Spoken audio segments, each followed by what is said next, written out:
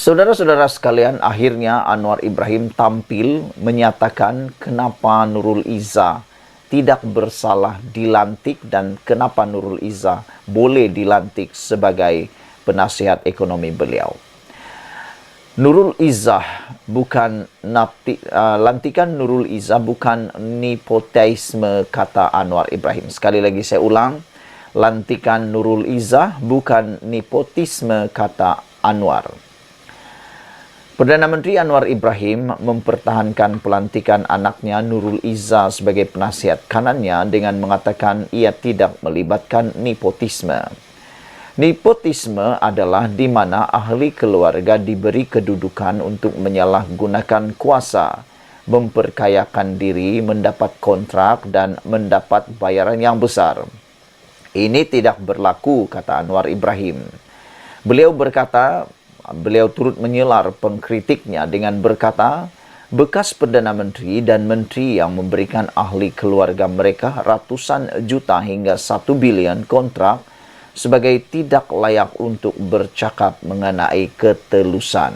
Ya betul lah kan, macam mana mau bercakap tentang ketelusan, macam mana mahu mengkomplain, mau membantah, mahu mengecam Anwar Ibrahim, kalau sendiri pernah buat perkara yang dikatakan oleh Anwar Ibrahim ini, yaitu memberikan ahli keluarga mereka ratusan juta hingga 1 bilion kontrak sebagai tidak layak untuk bercakap mengenai ketelusan.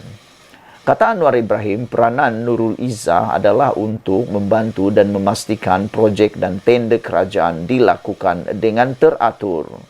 Saya nak beri jaminan, kata Anwar Ibrahim, pentadbiran kita insya Allah walaupun ada yang kurang puas hati tentang pelantikan Nurul Izzah, kita akan tentang rasuah, tidak akan ada salah guna kuasa dan memperkayakan mana-mana pegawai atau pemimpin, kata Anwar Ibrahim.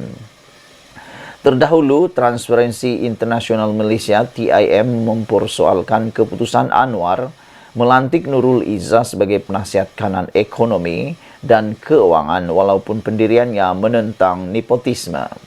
Presiden TIM Muhammad Mohan berkata, Perdana Menteri sentiasa bercakap menentang amalan nepotisme dan kroni.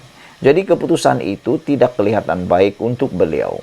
Walau bagaimanapun, beliau menganggap Nurul Izzah sebagai seorang yang berintegriti. Muhammad berkata, persepsi yang timbul daripada pelantikan itu menunjukkan nepotisme sudah kembali.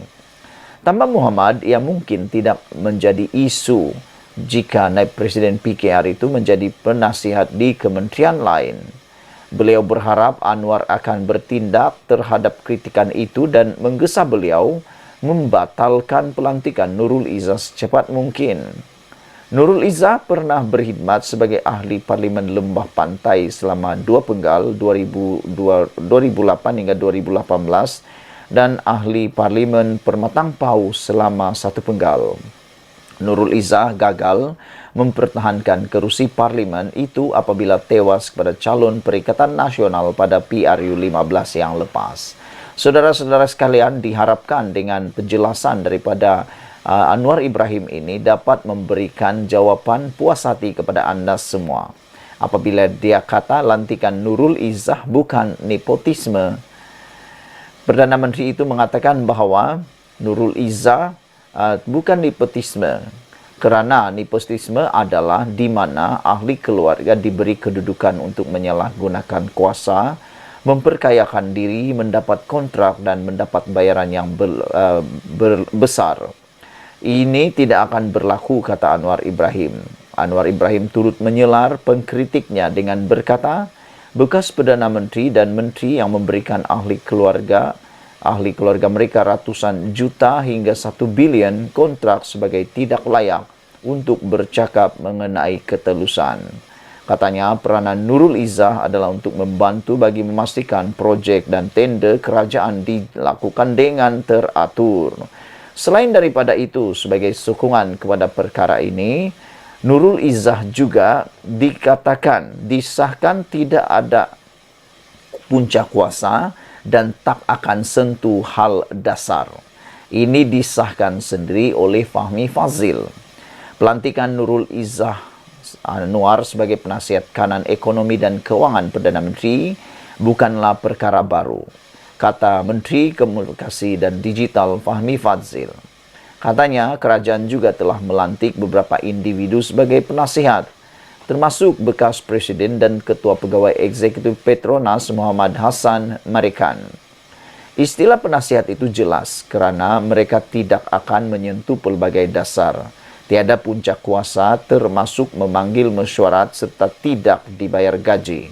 Dia dipetik sebagai berkata oleh bernama. Fahmi yang juga jurucakap kerajaan berkata demikian kepada media selepas Majlis Perhimpunan Bulanan Kementerian Komunikasi dan Digital di Putrajaya hari ini. Muhammad Hassan ialah Ketua Penasihat Ekonomi di Kementerian Keuangan yang diketuai sendiri oleh Perdana Menteri Anwar Ibrahim. Kemarin media melaporkan Nurul Izzah yang juga bekas anggota Parlimen Permatang Pauh dilantik sebagai penasihat kanan bagi ekonomi dan keuangan kepada bapanya. Pelantikan bagi jawatan berkenaan berkuat kuasa pada 3 Januari lalu. Tindakan itu dikritik pembangkang dan aktivis atas dakwaan nepotisme. Dia juga dipertikai kerana tidak mempunyai kepakaran khusus dalam bidang ekonomi dan keuangan. Anwar sebelum ini mempertahankan kelayakan anak sulungnya itu. Anwar berkata, selain memegang ijazah sarjana muda kejuruteraan, Nurul Izzah juga memiliki ijazah sarjana muda awam dari John Hopkins School of Advanced International Studies.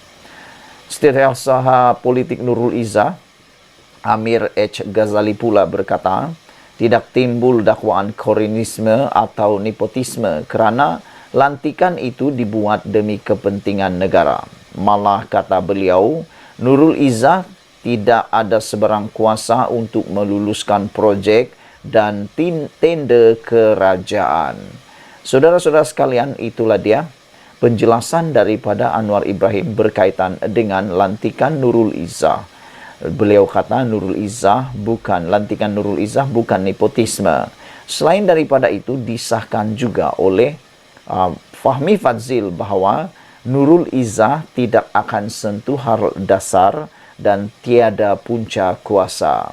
Beliau berkata, Fahmi Fadzil berkata, perlantikan itu bukan perkara baru.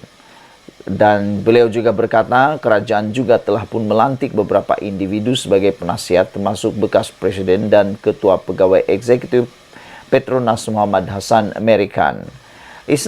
Istilah penasihat itu jelas kerana mereka tidak akan menyentuh mengenai dasar. Tiada puncak kuasa termasuk memanggil mesyuarat serta tidak dibayar gaji, kata beliau. Sebelum kita berpisah, sila tinggalkan komen anda, tekan butang subscribe. Malaysia kita punya, kita jaga sama-sama cintai Malaysiaku. Bye-bye.